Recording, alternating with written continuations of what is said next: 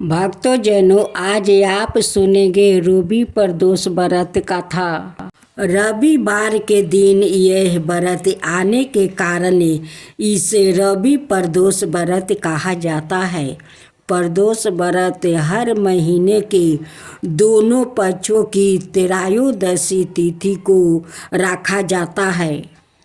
एक समय सबर प्राणियों के हितार पर में पवन भागीरथ के तट पर ऋषि समाज द्वारा विशाल गोष्ठी का आयोजन किया गया। इस सभा में व्यास जी के परम शिष्य पुराण वेद सूत जी महाराज हरि कीर्तन करते हुए पधारे। सूत जी को आते हुए देख कर सैनिकादि के 88,000 ऋषियों मुनियों ने खड़े होकर दंडवत प्रणाम किया।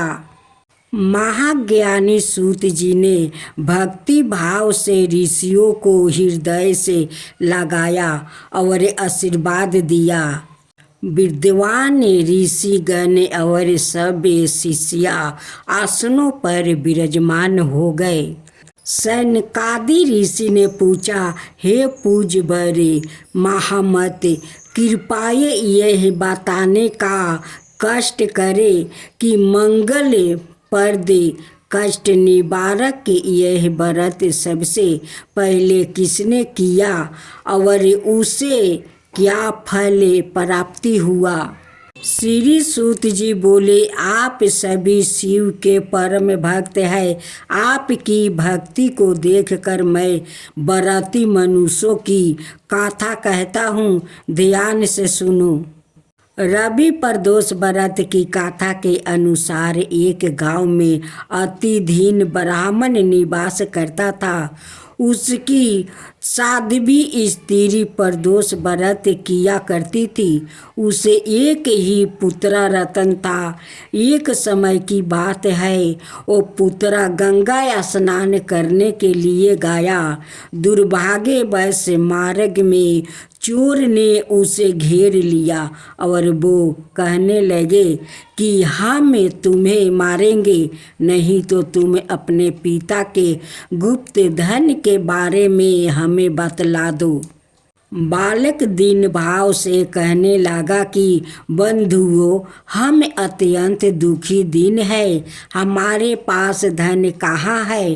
तब चोरों ने कहा कि तेरे इस पोटली में क्या बंधा है। बालक ने निसंकोच होकर कहा कि मेरी माँ ने मेरे लिए रोटी दी है। यह सुनकर चोर ने अपने साथियों से कहा कि साथियों, यह बहुत ही दीन दुखी है, मनुष्य है, अतः हम किसी और को लूटेंगे। इतना कहकर चोर ने उस बालक को जाने दिया। बालक वहाँ से चलते हुए एक नगर में पहुँचा। नगर के पास एक बरगद का पेड़ था। वो बालक उसी बरगद के वृक्ष के छाया में सो गया। उसी समय उस नगर के सिपाही चोरों को खोजते हुए उस बरगद के वृक्ष के पास पहुँचे और बालक को चोर समझकर बंदी बना राजा के पास ले गए। राजा ने उसे कारावास में बंद करने का आदेश दे दिया। ब्राह्मणी का लड़का जब घर नहीं लौटा तब उसे अपने पुत्र की बड़ी चिंता हुई। अगले दिन प्रदोष व्रत था। ब्राह्मणी ने प्रदोष व्रत किया और भगवान शंकर से मन ही मन अपने पुत्र की कुशलता की प्रार्थना करने लगी। भगवान शंकर ने उसे ब्राह्मणी की प्रार्थना स्वीकार कर लिया। उसी रात भगवान शंकर ने उस राजा को सपने में दर्शन दिया कि वो बालक चोर नहीं है, उसे प्रातः काल छोड़ दे, अनाथ उसका सारा राज्य वैभव नष्ट हो जाएगा। प्रात काल राजा ने शिव जी की आज्ञा अनुसार उस बालक को करवास से मुक्ति कर दिया। बालक ने अपनी सारी कहानी राजा को सुनाई। सारा वृत्तांत सुनकर राजा ने अपने सिपाहियों को उस बालक के घर भेजा और उसके माता पिता को राज दरबार में बुलाया। उसके माता पिता बहुत ही भयभीत थे। राजा ने उन्हें भयभीत देखकर कहा कि आप भयभीत ना हो, आपका बालक निर्दोष है। राजा ने ब्राह्मण को 5 गांव दान में दिया, जिससे कि वो सुखपूर्वक अपना जीवन व्यतीत कर सके। भगवान शिव की कृपा से ब्राह्मण परिवार आनंद से रहने लगा। अंत जो मनुष्य रवि प्रदोष व्रत को करता है वो सुखपूर्वक और निरोगी होकर अपना पूर्व जीवन व्यतीत करता है और उसके जीवन में सुख खुशहाली आती है। भक्तजनों, आज आप सुने सूर्य भगवान की व्रत कथा। एक साहूकार था, उसका कोई संतान नहीं था। एक दिन वो सुबह के समय घर से बाहर गया तो उसने देखा कि एक किसान खेत में दाना डालने जा रहा था। साहूकार को देखते ही वो वापस लौट गया और बोला कि आज तो शगुन अच्छा नहीं हुआ। जब साहूकार ने यह सुना तो उसका मुंह उतर गया। घर आने पर उसकी पत्नी ने पूछा कि आज क्या बात है। साहूकार ने सारी बात बताई तो पत्नी बोली, आज चिड़िया आई तो वो भी बोली बच्चे नहीं है तो दाना कहाँ से मिलेगा, कह कर उड़ गई। साहूकार को क्रोध आया। उसी दिन से वो सूरज भगवान की आराधना करने लगा। 12 बरस बीत गया। तब सूरज भगवान ने सोचा कि यदि भक्त की पुकार नहीं सुनी तो भगवान को कोई नहीं मानेगा। सूरज भगवान को दया आई। प्रकट होकर बोले, साहूकार तेरे नसीब में बच्चा नहीं है। मेरे आशीर्वाद से तेरे घर में एक कन्या जन्म लेगी। 9 महीने के बाद उनके घर में एक कन्या ने जन्म लिया। जब नाउन नहलाने आती तो कन्या हंसती मुस्कुराती। कन्या के मुस्कुराने से हीरे मोती गिरते। उन्हीं हीरे मोती को नाउन लेकर चली जाती। 1.25 महीना बीत गया। तब साहूकार की पत्नी नाउन से बोली, अब इसे मैं नहला दूंगी। जब वो उसने नहलाने लगी तो बच्ची के हंसने पर हीरे मोती गिरे। अब वो समझ गई कि नाउन ने तो खूब हीरे मोती इकट्ठा कर लिया है। जब लड़की बड़ी हुई तो माँ बाप ने सोचा कि घर में धन तो बहुत है, घर जमाई रख लेते हैं। उन्होंने एक गरीब लड़का ढूंढा और उसके साथ अपनी लड़की का विवाह करवा दिया। माँ दिन उगते ही बेटी को उठाने जाती और उसका मुंह देखती। तब लड़की का पिता बोला, आपने बीच सुबह सुबह माँ का क्या काम है? तो लड़की बोली, माँ का नियम है कि वो सुबह होते ही मेरा मुख देखती है। दूसरे दिन वो सुबह उठा और उसका मुख देखा तो उसके मुंह से हीरे मोती बिखरे। अब वो समझ गई कि इसलिए ही सासू माँ इसका मुख पहले ही देख लेती है। थोड़ी देर बाद लड़की की माँ आई तो हीरे मोती नहीं मिले। माँ समझ गई कि जमाई को पता चल गया है।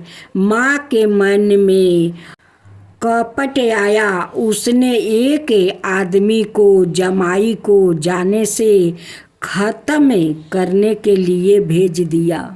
आदमी ने जमाई को मार दिया और उसका सिर सासू को लाकर दे दिया।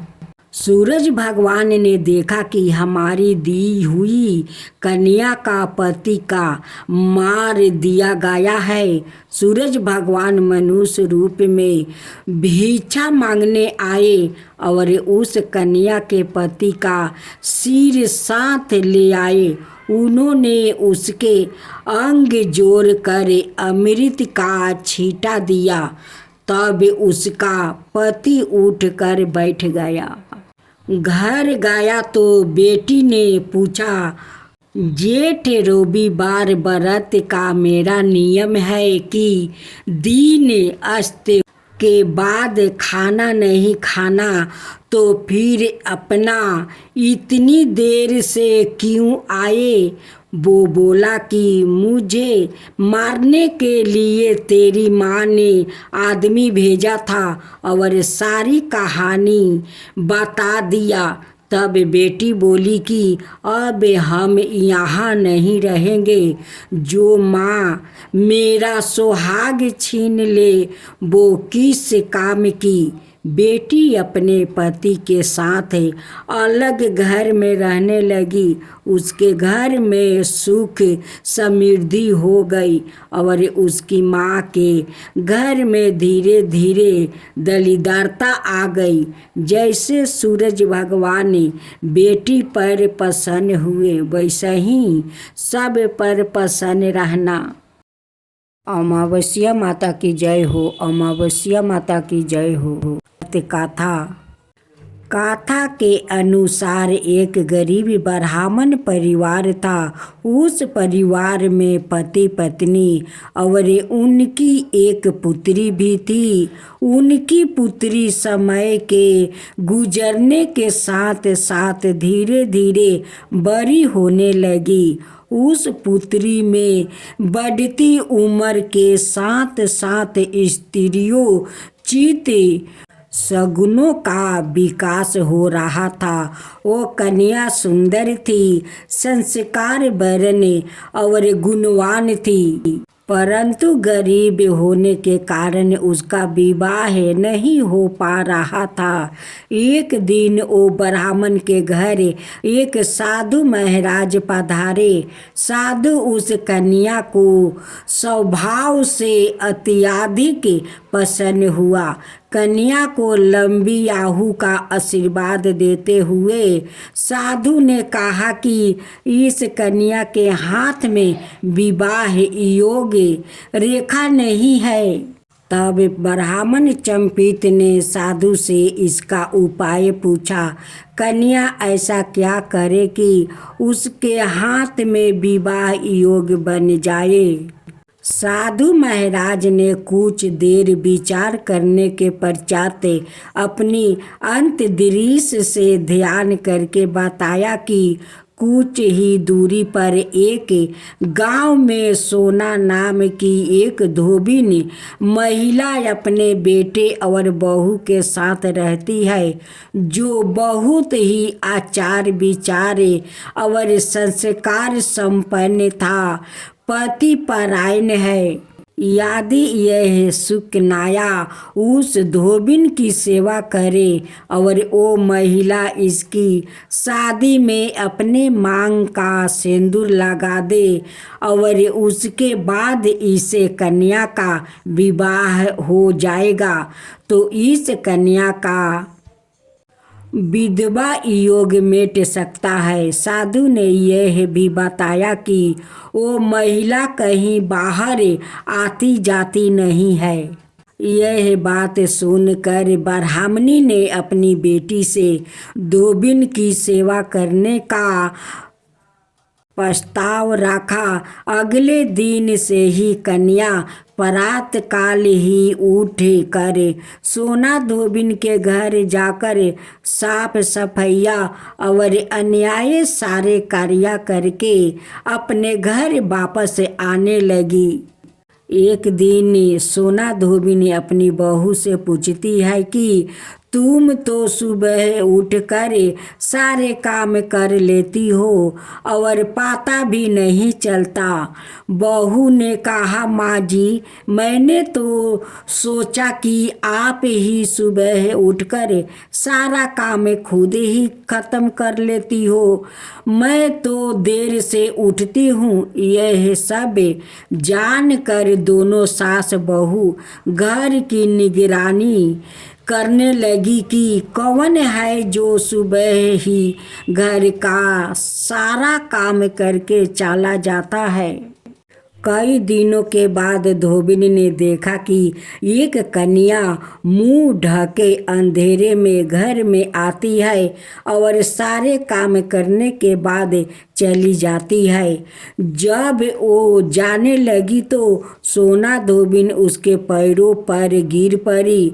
पूछने लगी कि आप कौन हो और इस तरह छुप कर मेरे घर की काम क्यों करती हो। तब कन्या ने साधु द्वार कही गई सारी बात बताई। सोना धोबिन पति परायण थी और उसमें तेज था। वो तैयार हो गई। सोना धोबिन के पति का अवस्था खराब था। उसने अपनी बहू से अपने लौटने आने तक घर पर ही रहने को कहा। सोना धोबिन ने जैसे ही अपने मांग का सिंदूर उस कन्या की मांग में लगाया, सोना धोबिन का पति मर गया। उसे इस बात का पता चल गया। वो घर से निर्जल ही चली गई थी। यह सोचकर कि रास्ते में कहीं पीपल का पेड़ मिलेगा तो उसे भौरी देकर और उसकी परिक्रमा करके ही जल ग्रहण करेगी। उस दिन मुनि अमावस्या थी। ब्राह्मण के घर मिले हुए पकवान की जगह उसने ईंट के टुकड़ों से 108 बार भौरी देकर 108 बार पीपल के पेड़ की परिक्रमा की और उसके बाद जल ग्रहण किया। ऐसे करते ही उसके मरे हुए पति के शरीर में वापस जान आ गई। धोबिन का पति फिर से जीवित हो उठा। यमराज भगवान की जय हो। यमराज भगवान की जय हो। एक महिला से यमराज ने कहा कि मैं तुम्हारे प्राण लेने आया हूँ। मैं तुम्हारा थोड़ा समय देता हूँ। अपनी किस्मत बदलने के लिए इस पुस्तक में जो चाहे लिख दो, वो ही हो जाएगा। महिला ने पुस्तक में देखा तो वह लिखा था, तुम्हारी सहेली को खजाना मिलने वाली है। इसके बाद क्या हुआ? एक महिला को यमराज मिले, लेकिन वो उन्हें पहचान नहीं सकी। उसने यमराज को पानी पिलाया। इसके बाद यमराज ने महिला से कहा कि मैं तुम्हारे प्राण लेने आया हूँ, लेकिन तुमने मुझे पानी पीने के लिए दिया, इस कारण मैं तुमसे खुश हूँ। तुम्हें एक अवसर देता हूँ, तुम अपना भाग्य बदल सकती हो। या कहकर यमराज ने एक पुस्तक महिला को दे दिया और कहा कि इस पुस्तक में तुम्हारे नाम का एक दृष्टि है। वहाँ तुम अपने लिए जो चाहती हो वो लिख सकती हो। जैसा लिखोगी वैसा ही होगा।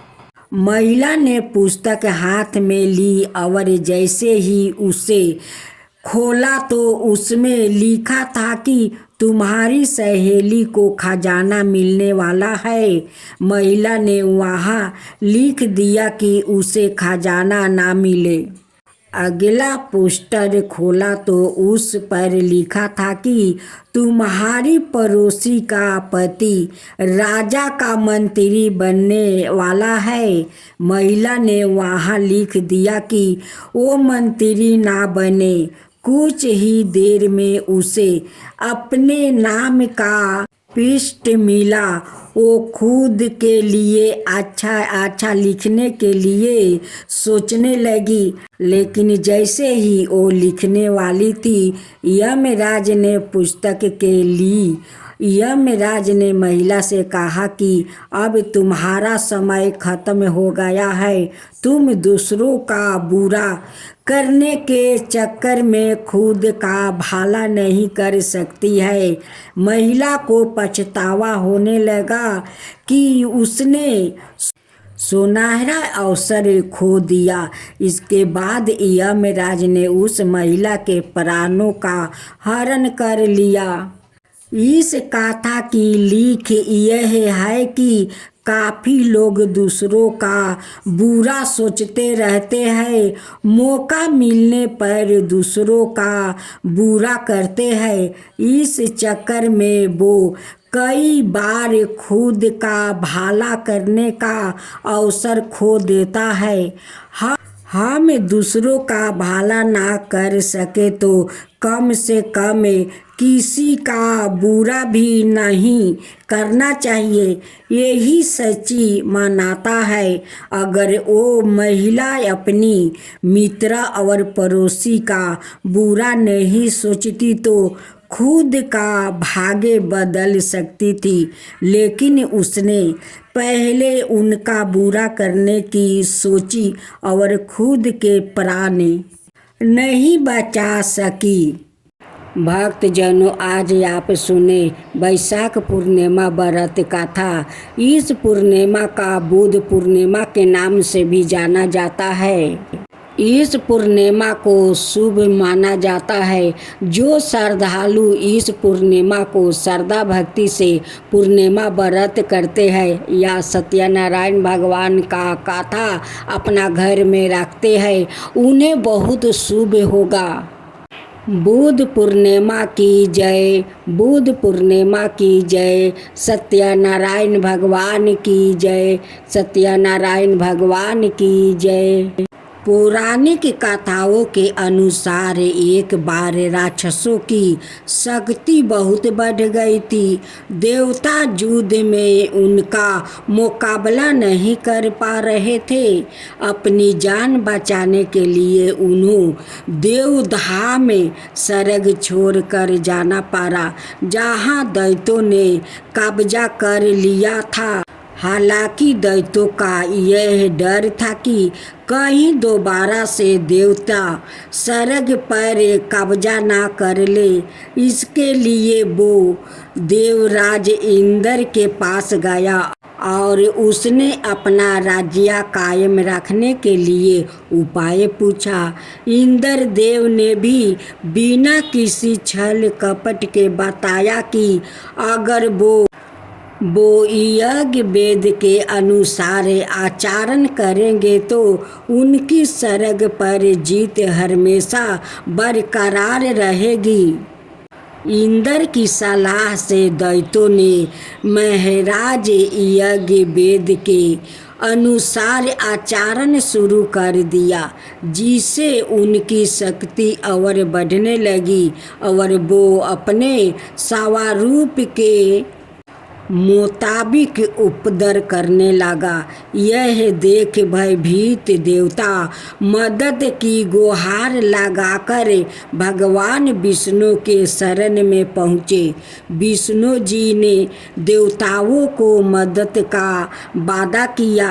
भगवान स्वयं बुध भगवान का रूप धारण कर प्रकट हुए।